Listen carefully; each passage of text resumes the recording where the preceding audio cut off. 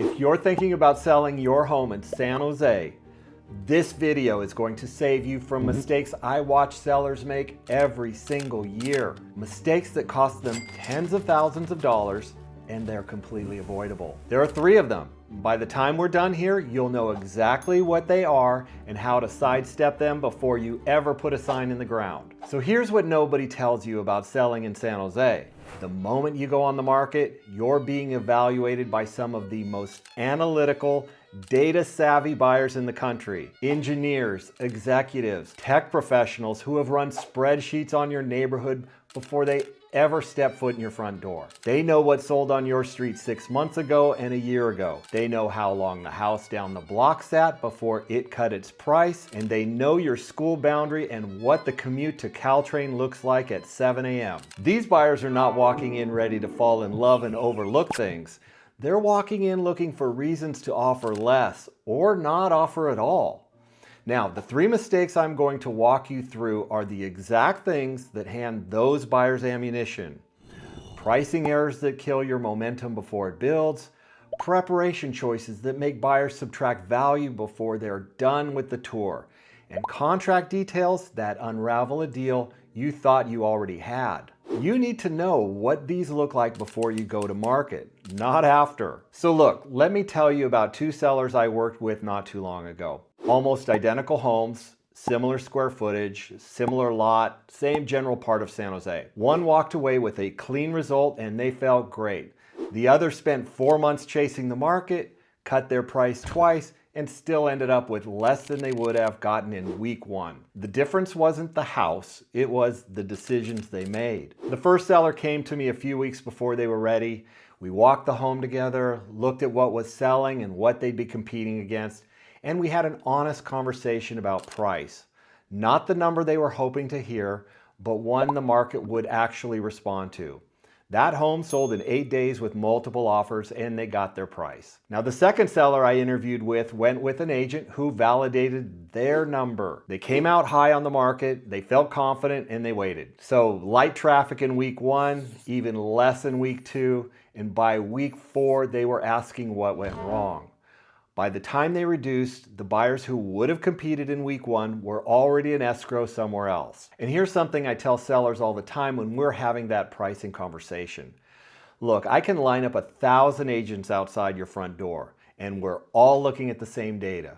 We're looking at the same recent sales, the same pending homes, the same active competition. An appraiser is going to look at the same thing, by the way.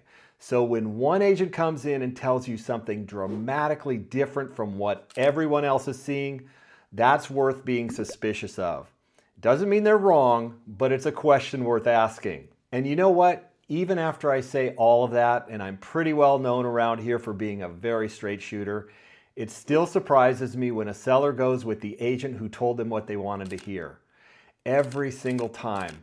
I don't think I'll ever fully get used to it. I guess some people truly believe their home is different and it's built with golden nails. So take it for what it's worth. And look, maybe it is, but the market doesn't care about golden nails. It cares about what sold down the street last month. And that story is not unusual. Right now, across Santa Clara County, there are plenty of active listings sitting with a price reduction on them. And that's not bad luck. That's almost always the result of one or more of these 3 mistakes. And they all connect, so let's go through them.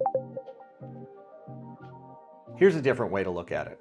Selling in San Jose is not about finding a buyer who loves your home enough to pay your price. It's about making the right call at every stage so buyers never have a reason to hesitate. Hesitation is what kills deals. It generates low offers and escrows that fall apart. Every mistake I'm about to describe creates hesitation. And in this market where buyers have real options and they know it, hesitation is expensive. The most expensive week of your entire sale is the first week. Most sellers don't realize that until it's already gone. When your home hits the market, there's a window. Every active buyer in your price range sees the new listing. Energy is at its peak right then. If your price communicates value during that window, buyers compete. If it sends even a slightly wrong signal, they move on and they don't come back without a serious price reduction. Here's what's specific to San Jose. This is not a market where you can list high, see what happens, and then adjust. Buyers here are tracking days on market in real time. Once a listing pushes past 10 or 12 days without going pending, the buyers start asking why. And by the time you reduce, you've already told the market something might be off, even if nothing is. The perception of a problem does almost as much damage as an actual one.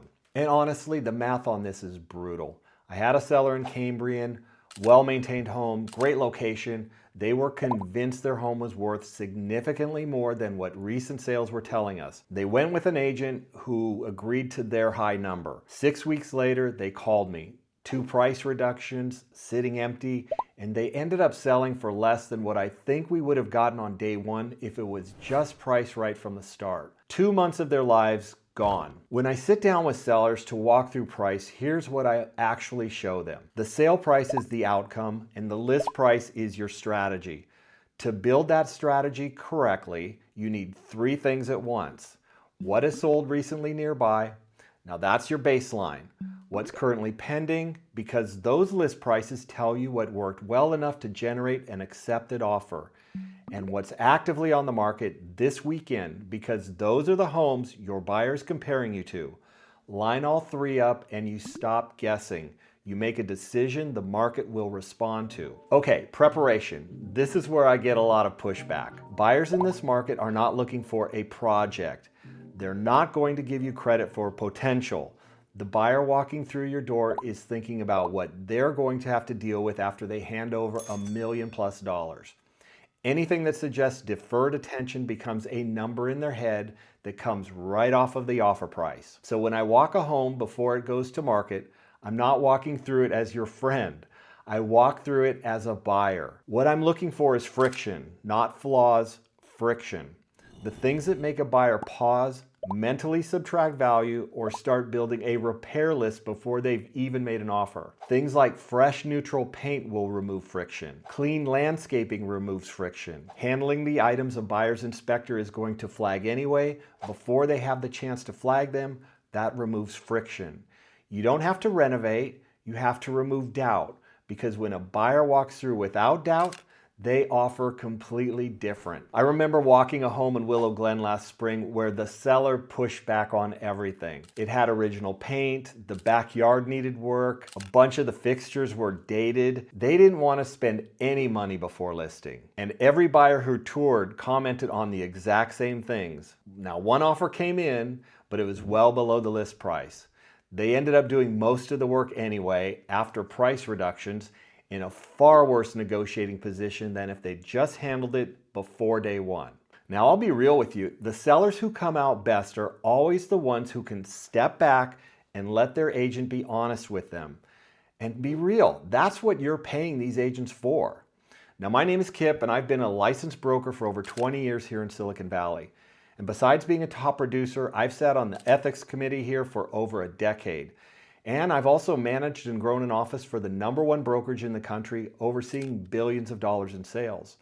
And what I love more than anything is helping buyers and sellers here in Silicon Valley. Now, the contract. This is the one that blindsides sellers most, almost entirely because nobody explains it clearly up front. When you accept an offer with contingencies, which is very common in today's market, you don't have a closed deal. You have a conditional deal. And the 3 you'll see most often are inspection, the loan, and the appraisal contingencies. Each one gives the buyer a legal right to cancel and recover their deposit and just simply walk away. Financing falls apart, they can walk. Appraisal doesn't support the price, they can walk or renegotiate. And if the buyer's inspector finds something that wasn't in your pre-sale disclosures, that reopens the conversation entirely. And that last one catches sellers off guard the most. They've done their own inspection up front and figured the contingency is essentially closed. Well, it's not. A buyer's inspector is a different set of eyes. And if they find something new, it's back on the table. But in all my years of experience, if you get a good pre-sale inspection up front, very rarely does the buyer want to spend the money and do their own. But I guarantee you, if you get a crappy home inspection from some random inspector that hasn't put a lot of work into it, you can be sure the agent on the other side will recommend to their buyers to have a contingency in place and do an inspection of their own. Now, the appraisal piece connects directly back to pricing. An appraiser doesn't care what a buyer was willing to pay. They care what the market has demonstrated. If those numbers don't line up, you're not at the finish line. You're back in a negotiation you thought was over. What I do with every seller is make sure they understand what they actually have before they start planning around it. Who is this buyer? What lender are they using? And have we vetted that lender's track record on closing on time? Because a closing date is only as reliable as the lender behind it. And these aren't small details. They're the difference between a deal that closes and one that falls apart 2 weeks before you were supposed to move. And here's an objection I hear all the time. Kip, my neighbor sold last year without doing any of this and they did great. So my answer is always the same. Maybe they did. Oftentimes a great agent will make it look so easy that the perception is none of these things have been done, but I'll bet they have. Or maybe they left money on the table and they'll never know it.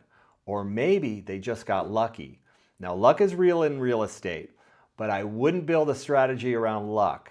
You build a strategy around removing every variable you can control so the outcome depends on the market, not on whether you happen to catch the right buyer on the right weekend. The sellers I've seen get hurt almost always believed their situation was different, and it rarely is. Now, if any of this is landing and you want to talk through what it looks like for your specific home, your neighborhood, your timing, what the market is doing for homes like yours right now, reach out. Seriously, no pitch, no pressure, just a real conversation. Now, there's a free seller's guide in the description. No strings, just useful information. And I'll see you in the next video.